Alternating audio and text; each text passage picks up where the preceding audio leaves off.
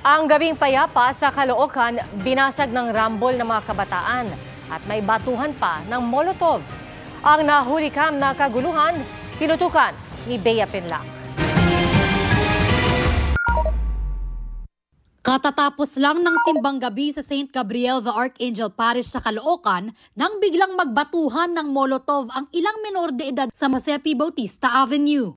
Ang isa sa kanila, nakaswal lang na naglalakad, nakailag pa sa Molotov. Yung pauwi na po kami, bigla po kami pinagbabato.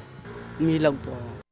Sa boundary ng Barangay 79 at 80 sumiklab ang gulo. Hindi raw ito ang unang beses na nambulabog ang mga menor de edad pagkatapos ng simbang gabi. So pag nagsimba sila rito, doon nagkakaroon ng angasan.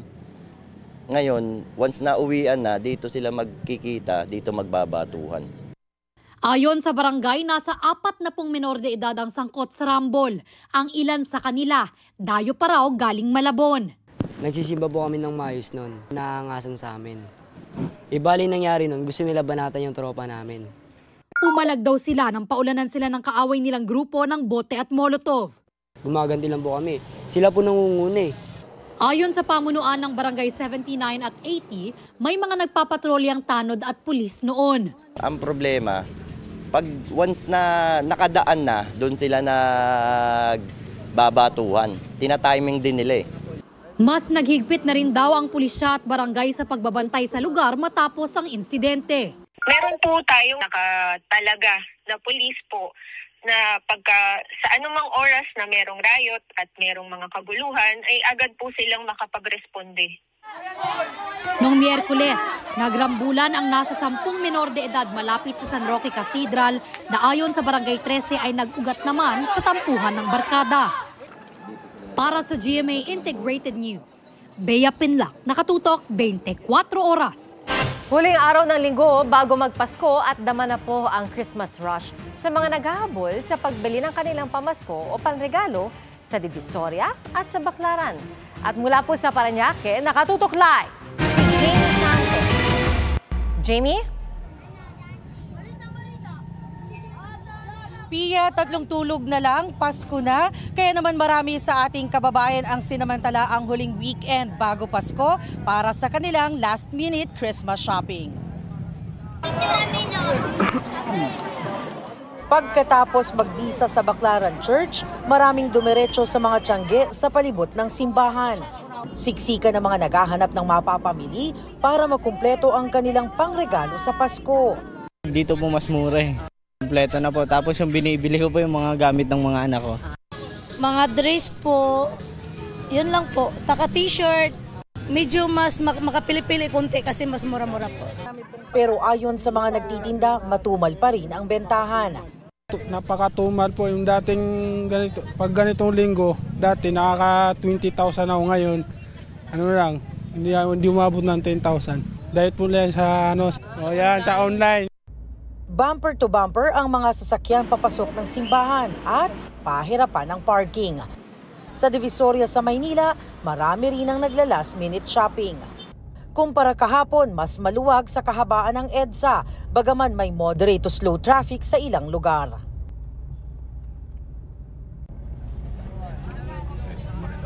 Pia, paalala sa mga may sasakyan na nais mamili rito sa Baclaran, pahirapan po yung parking at sa mga oras na ito, Pia, tuloy-tuloy pa rin yung dating ng mga tao rito sa may Baclaran at yan ang latest mula rito. Balik sa iyo, Pia.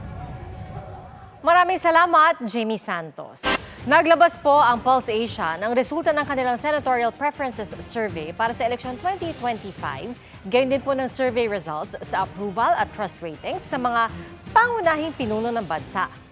Nakatutok si Dano Tingkungko.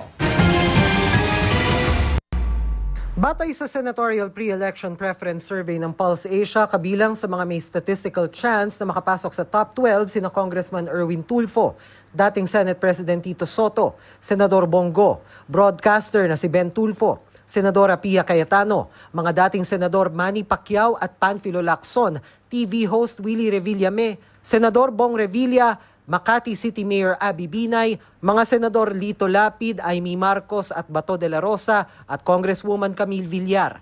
66 na personalidad ang nasa listahan, kabilang ang ilang dati at kasalukuyang mambabatas at dating miyembro ng gabinete. Pati mga abogado, doktor at lider ng mga grupo. Isinagawa ang Pulse Asia Survey mula November 26 hanggang December 3. Inilabas din ng Pulse Asia ang resulta ng hiwalay na survey sa trust at performance ratings ng mga pinuno ng pamahalaan noong Nobyembre. Bumaba sa 48% mula 50% noong Setyembre ang performance rating ni Pangulong Bongbong Marcos. Bumaba naman sa 50% mula sa 60% ang kay Vice President Sara Duterte. Bumaba rin ang performance ratings ni Senate President Francis Escudero at House Speaker Martin Romualdez. Pagdating sa trust ratings, bumaba sa latest survey ang lahat ng nabanggit na opisyal. Isinagawa ang survey noong November 26 hanggang December 3 sa 2,400 Filipino adults at may margin of error na plus or minus 2%. Para sa GMA Integrated News, Dano Tingkungko, nakatutok 24 oras. May 2 person of interest sa mga investigador sa Zamboanga sa kaso ng pananambang sa sasakyan ng Provincial Election Officer ng Sulu. Hawak na ng otoridad ang kopya ng CCTV kung saan kita ang riding in tandem ng mga person of interest. Naka-helmet po sila at walang plaka ang motorsiklo. Nakaligtas ang election officer pero nabaril at namatay ang kapatid niyang kasama sa sasakyan. Naayon sa pulisya ay dating barangay chairman. Sabi ni COMELEC Chairman George Garcia sa Super Radio DZBB, posibleng may kaugnayan ng krimen sa eleksyon. Pero ayon sa Zamboanga City Police, hindi pa matukoy kung may halong politika ang krimen.